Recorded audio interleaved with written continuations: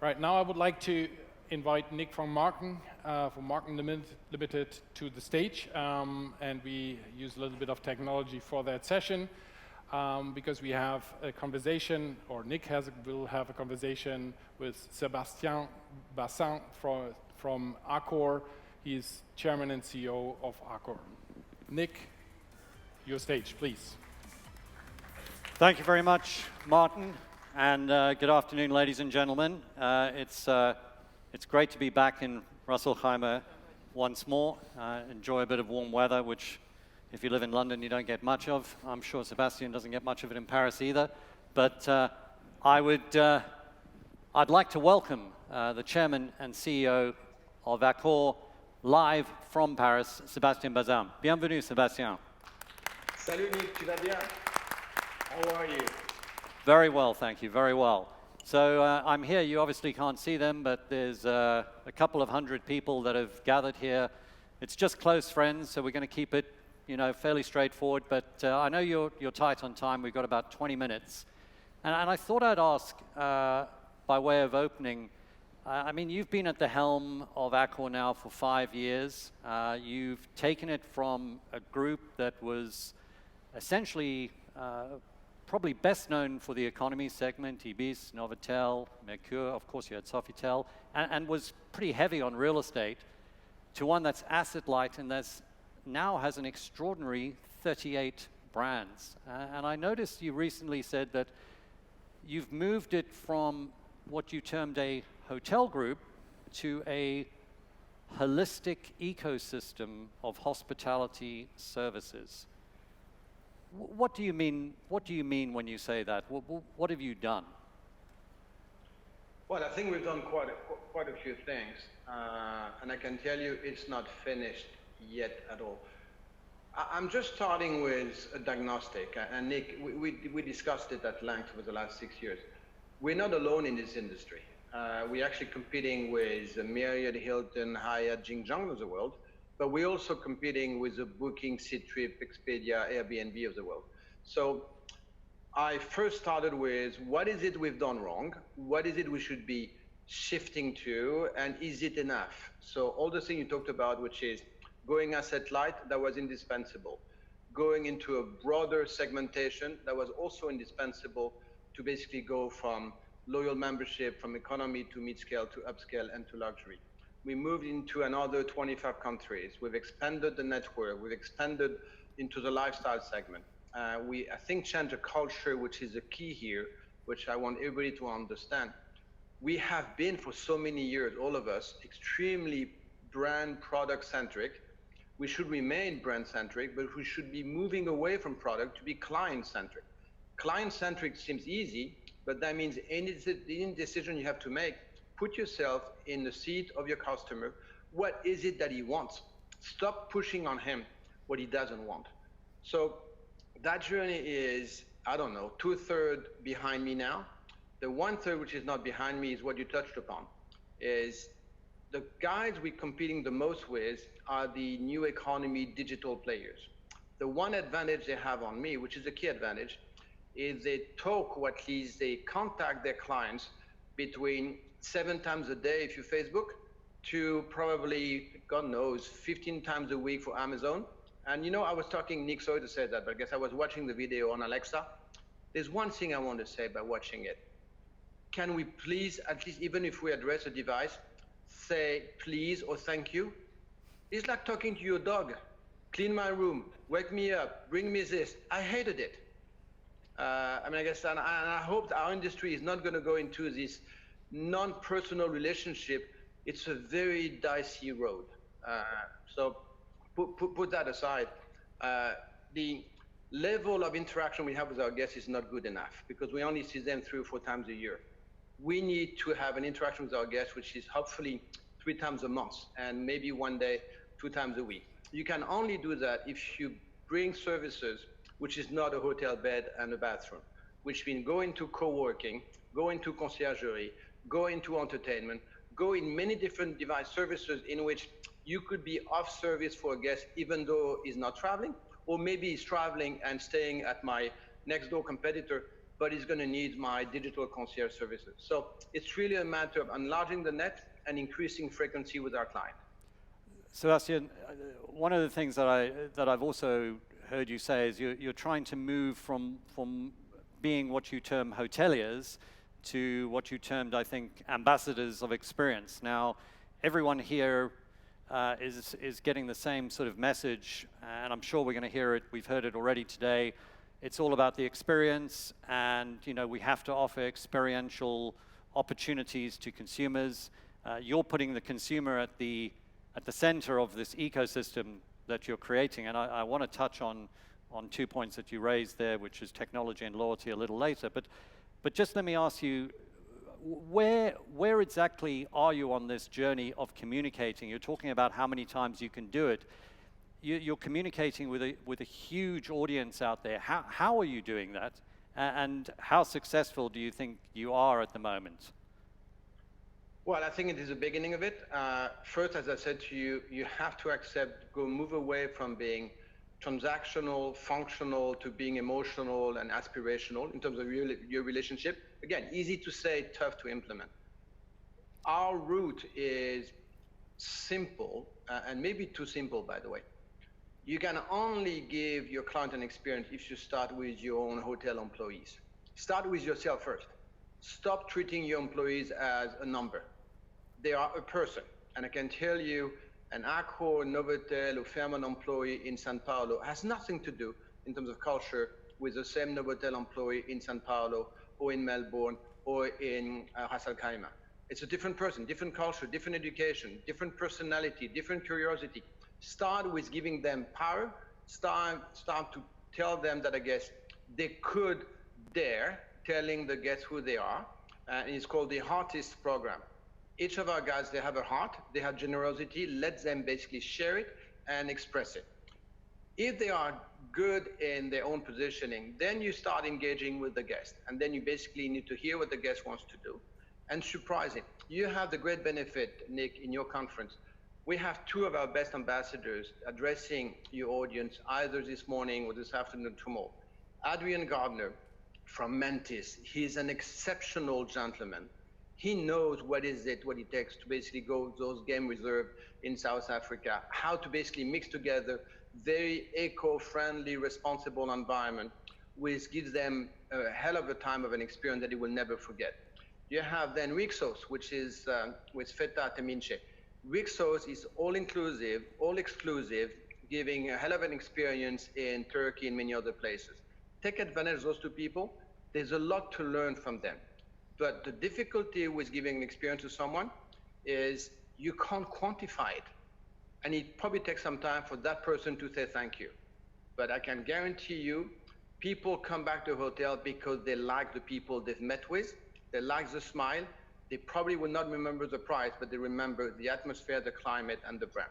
Search for it. You may not get there, but you have to get there. I mean, it's kind of a must.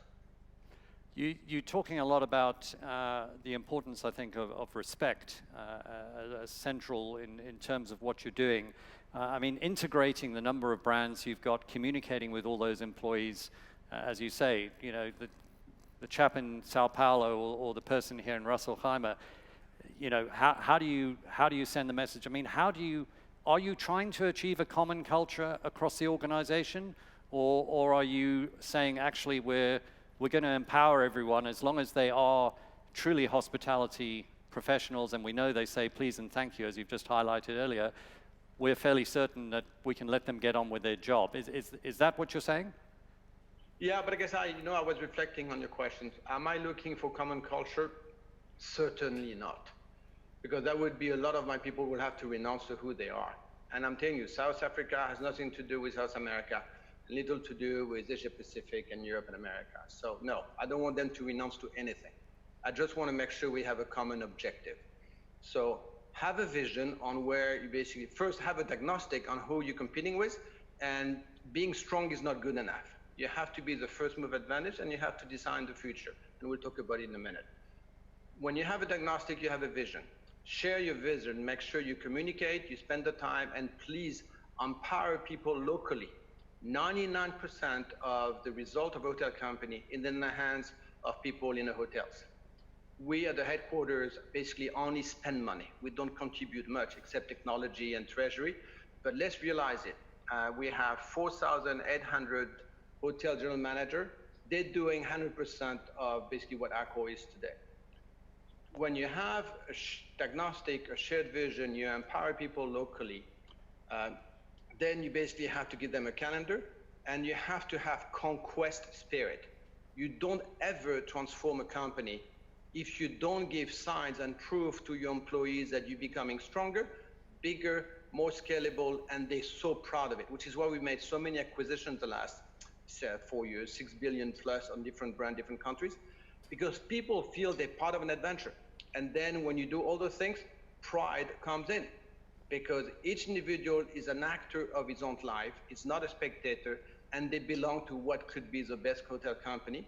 And the magic, and I think Accor is probably unique in that sense. We manage 70% of the 5,000 hotels of Accor, i.e. we accept and we nourish ourselves from 100 different cultures in 100 different countries, and it is magician that we can not only respect but add one culture to the other. Very difficult to do, and thank God my predecessors done it, and I'm only continuing their job. So if again, just to sort of pick up on a point you made there around scale, 4,800 hotels, 700,000 rooms, and of course 38 brands. So certainly in terms of brands, the global leader currently. In terms of where you've moved the organization, I guess perhaps the most dramatic shift has been into the luxury space, where you now have 12 very distinct luxury brands. How important has that been, and what's the impact or the journey that you're going through in terms of loyalty? Tell us a little about the Accor Live Limitless program and how important that is to what you're trying to do with the organization. Well, it's critical, and I have to say, we've been learning quite a bit from the American fellows. Hilton, Hyatt, Intercon, Marriott have been ahead of us for the last 20 years. They started the loyalty program in the 1980s. We started in the early 2000s, so like we're 20 years late. But we're dealing with 100 countries, and they're mostly dealing with 60% is one country, being the US. Loyalty is incredibly important if you shift the way you've been conducting it for the last 20 years. For the last 20 years, it's being reward on miles, points, ability to burn, and then if you're a happy guest and a good guy, we give you a cocktail in the lounge, and you may have a bar of chocolate, or we give you a bottle of wine in your room. Who on earth wants to have a cocktail by itself? Who on earth is going to want to eat chocolate after you have dinner? So we keep giving people things they don't want because we feel it pleases them. So what you have to get into is give something to them that they can't have otherwise, which American fellows calls money cannot buy. And when you do the survey, and we've done it with 30 countries, people want first access to entertainment, access to anything which is culinary, and access to sports events.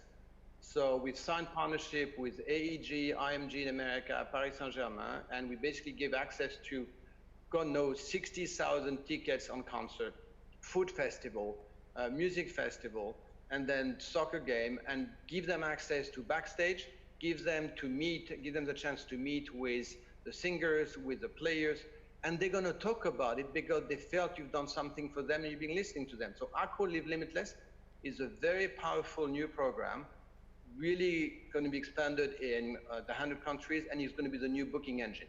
And it is whenever you work, whenever you leave, whenever you play, everywhere, anytime, we'll be there for you. And I'll probably provide you 99% of what you need, whether you're traveling or not traveling. It's a big problem, big endeavor, a lot of resources behind it, and I hope will make a huge difference. So again, picking up on those points, so the experience of staying with you is one thing, but then you're obviously offering people the access to other experiences as part of that. How important is technology in this, and do you... But Nick, 2 seconds on this one, because I was in Abu Dhabi and I was in Dubai last week, and I apologize I could not come back and sit down with you today. What you want, and I'll give you a very simple example. You're going to Dubai, you're going to Abu Dhabi, and you're coming on a Tuesday. We know through your digital data that you love and you're passionate of Rembrandt as a painter. You happen to come on a Tuesday, but I know that I guess Louvre Abu Dhabi is going to have a brand new exhibition of Rembrandt starting on Wednesday.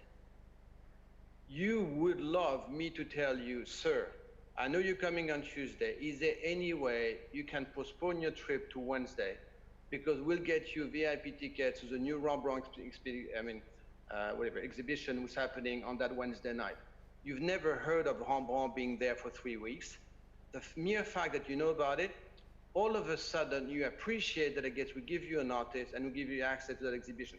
This is exactly what I've done when I was in Dubai last week. I did not know of Rembrandt being there, and I purposely took a car, went there.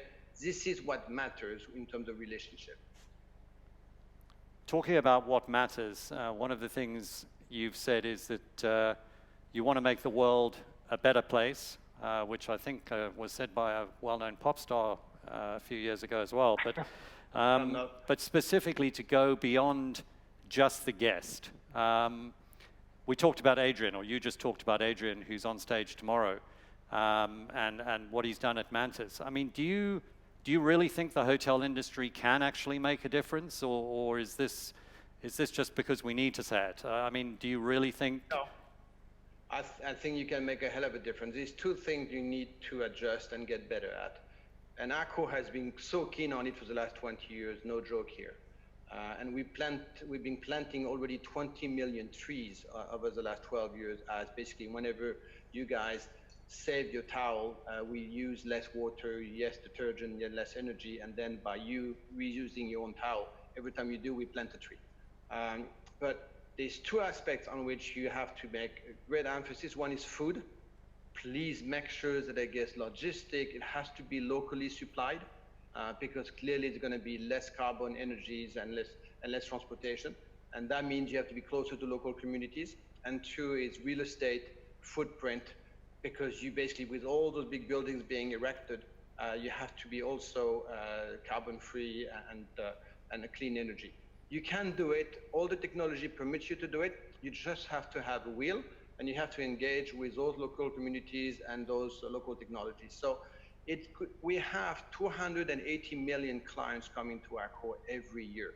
This is a vast number of people, and the more initiatives you take, I can tell you, makes my employees very proud, first, and then on social networks, people notice whether you're going the right direction or not. So hotel industry is one job out of 10 on the planet today. If there is one industry who could actually make a marker in those eco-friendly, corporate social responsibility, sustainable development, hotel industry has to be one of those first movers. And I mean it, and Adrian's going to talk about it, and we're so much behind him. You touched on co-working earlier on. I just wanted to talk a little about your views on co-working and hostels. So firstly with co-working, with what you've done with Wojo, Mama Works, where do you see this going? Do you see this sort of becoming more integral to the hotels in the system generally? Well, I think it's big, much bigger than I expected 3 years ago. I think co-working today is 2.5–3% of all the office spaces being used in the world. I can probably sign here that in less than 5 years, it's going to be much greater than 12–15%. Everybody wants to have flexible spaces, local government, big corporate employers like us. We have one big advantage, and it's about time we wake up. We have existing paid real estate investment in the existing networks of hotels. We have toilet, electricity, co-working spaces, business rooms, bar, restaurants, concierge, and between 9:30 in the morning until 7 p.m. at night, it's mostly unused. And you're talking in the heart of cities. So we should open those unused spaces, square meters, to a lot of co-working facilities to the benefit of your neighborhood and the benefit of your travelers. And by opening your windows and your doors to the local neighborhood, all of a sudden you're addressing a brand new population in need of spaces at very little marginal cost for you.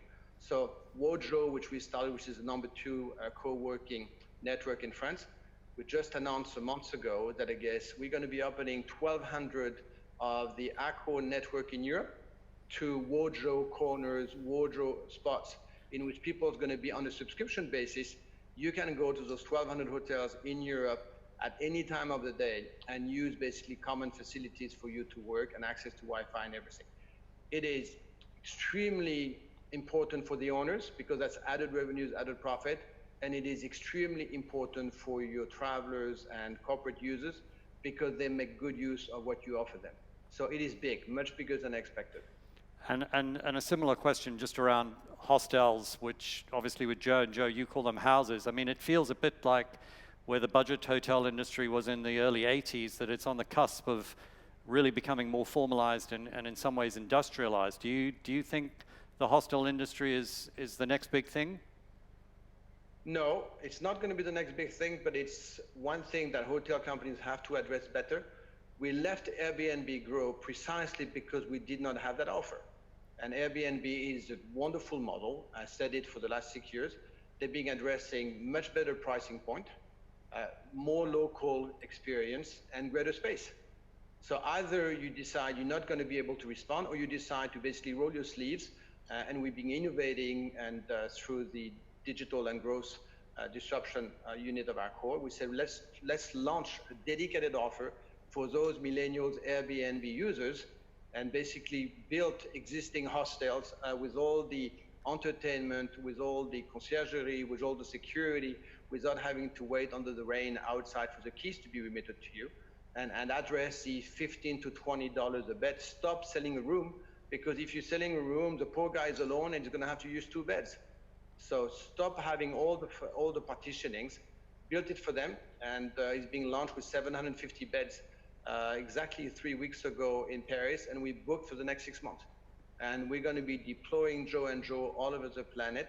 Is it sufficient to respond to Airbnb? Probably not. Is that a good start? Certainly yes.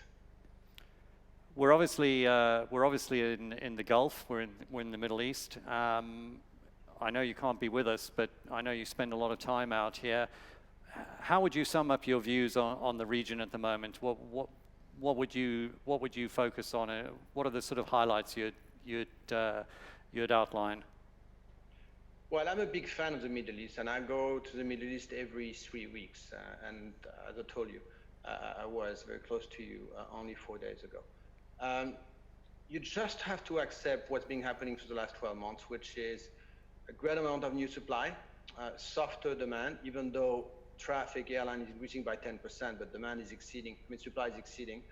Bend over, accept that it gets a lot of us, and we're part of the difficulty here. Accor is being opening a lot of hotels over the last 2 years. We'll be opening even more hotels in the next 3 years.